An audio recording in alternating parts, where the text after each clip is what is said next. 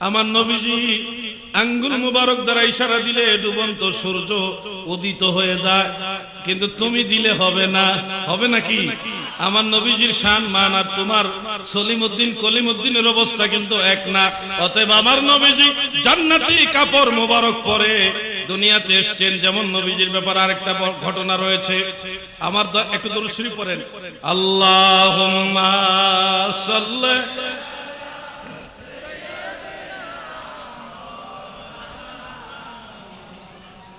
ওয়ালা আলি সাইয়্যিদিনা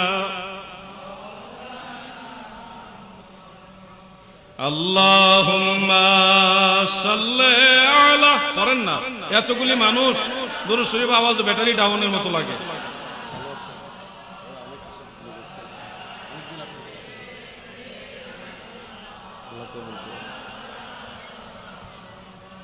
লা ইলাহা ইল্লাল্লাহ, জোরে লা ইলাহা ইল্লাল্লাহ, লা ইলাহা ইল্লাল্লাহ মুহাম্মাদুর সাল্লাল্লাহু আলাইহি ওয়াসাল্লাম। নবীজির নাম মোবারক শুনে আমরা নবী প্রেমিক সুন্নি জনতা বৃদ্ধাঙ্গুলির নখের মধ্যে সাল্লাল্লাহু আলাইকা ইয়া রাসূলুল্লাহ এবং দ্বিতীয়বার কুররাত আইনি বিকা ইয়া রাসূলুল্লাহ বলে চুম্বন করে চোখের মধ্যে মাসেহ করি। এই পুরো বিষয়টা হলো নবীজির মহব্বতের সাথে জড়িত, দুনিয়াবি কোনো লোক দেখানোর জন্য নয় গো।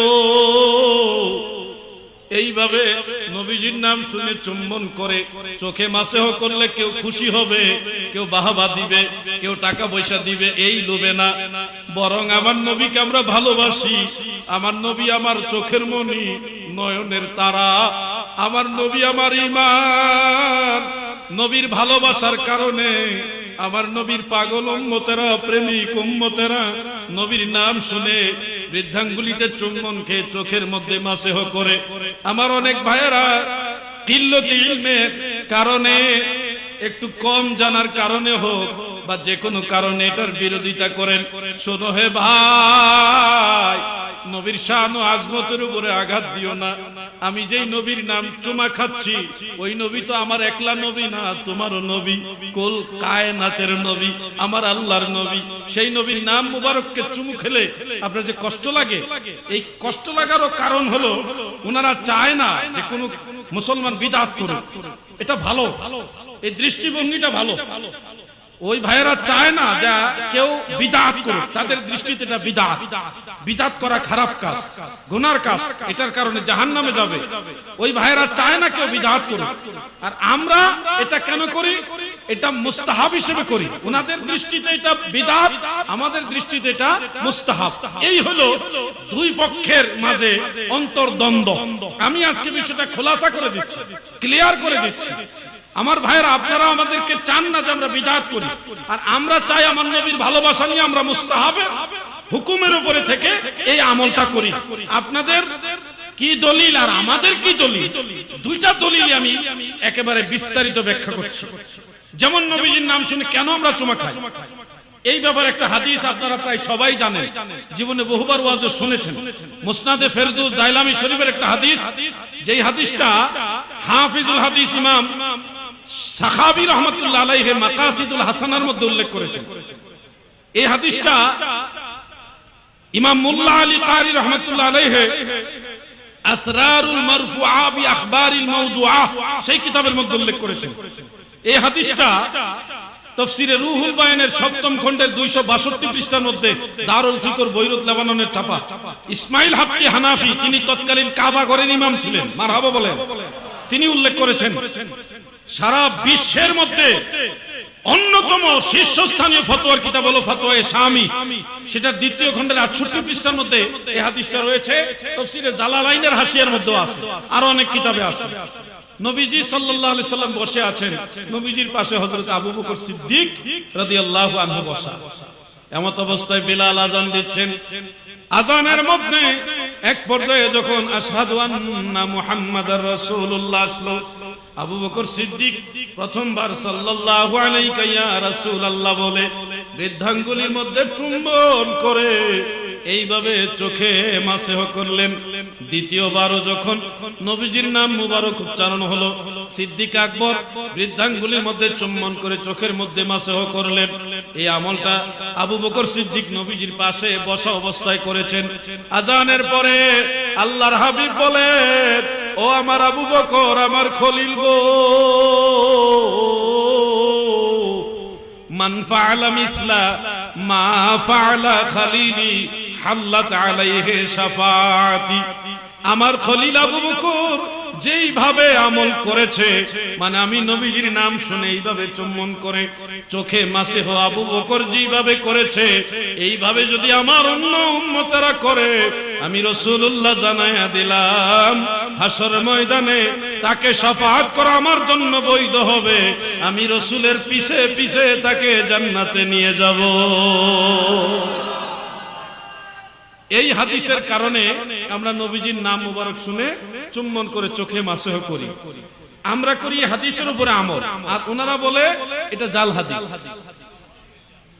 খুব খেয়াল করে শুনবেন, আমি কোনো কিছু লুকাবো না, আমি লুকাই না।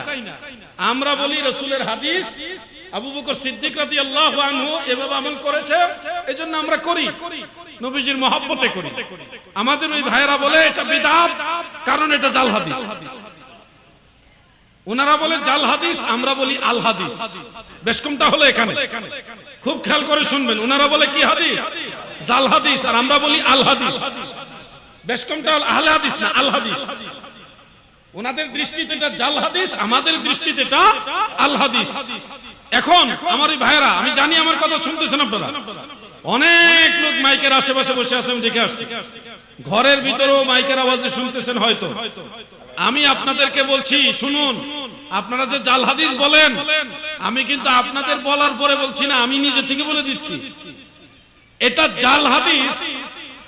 আপনারা যদি কোনো কিতাব থেকে, যিনি নুক্কাত পর্যায়ের মুহাদ্দিস, হাফিজুল হাদিস, এই ধরনের একজন মুহাদ্দিসের কিতাব থেকে দেখাইতে পারেন, আপনার কথা আমি সাদরে গ্রহণ করব। আপনি বললে তো হবে না, আপনি বললেই তো একটা হাদিস জাল হাদিস হয়ে যাবে না। জাল হাদিস বলতে হলে ওরকম নুক্কাত পর্যায়ের মুহাদ্দিস, যে সনদের ব্যাপারে পারদর্শী, আসমাউর রিজাল উলুমুল হাদিসের উপরে বিজ্ঞ মুহাদ্দিস এবং হাফিজুল হাদিস, ওরকম একজন ব্যক্তি বলা লাগে। কথা বুঝতেছেন? আপনারা জাল হাদিস বললেই তো হবে না ভাই, রেফারেন্স দেন, কোন ইমাম বলেছে এটা জাল হাদিস। আমাদের দাবি হলো এটা। আপনাদের ওয়াহাবি আলেমরা লেখা দিয়েছে জাল হাদিস, ওই এইগুলো তো আমরাও লেখা দিতে পারি।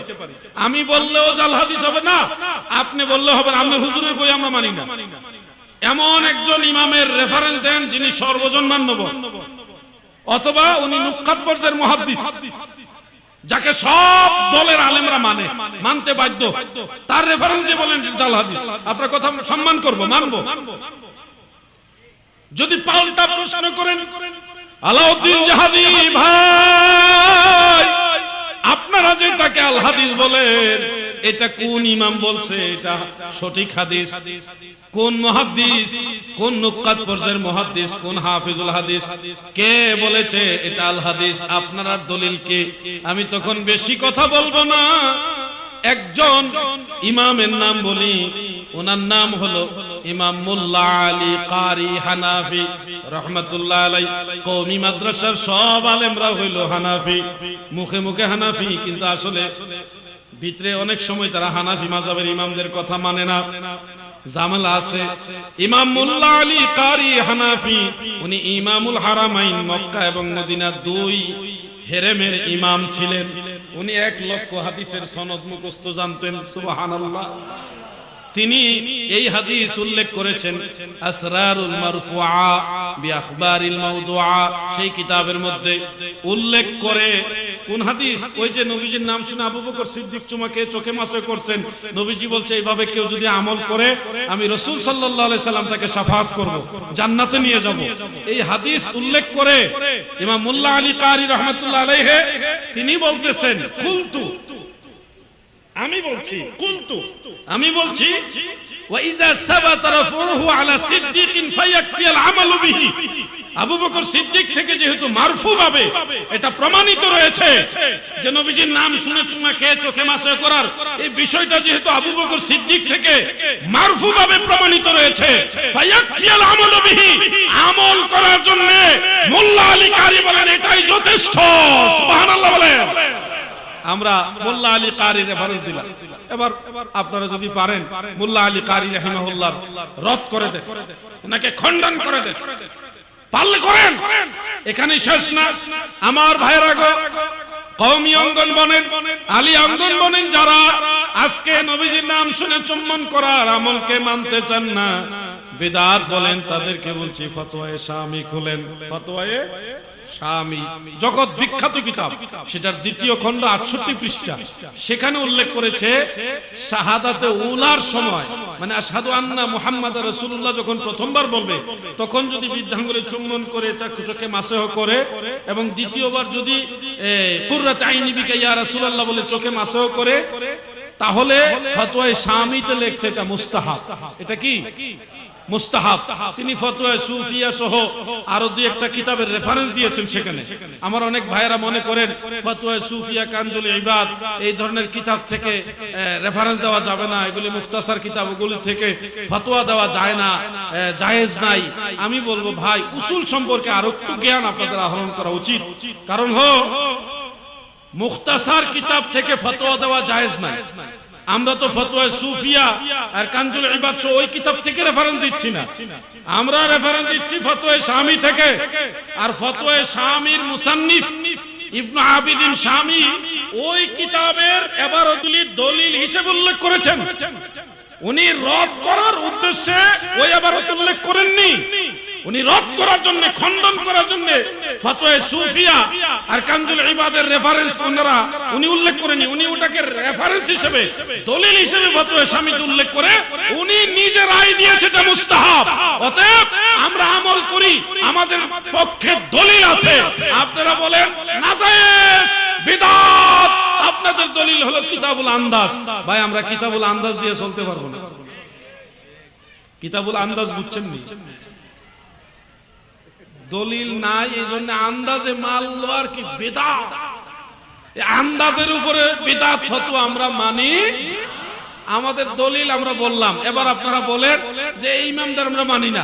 যদি বলেন ইমামদের মানি না, তাহলে আমরা আপনাদের মানি না, আমরা ইমামদের পথ মানি।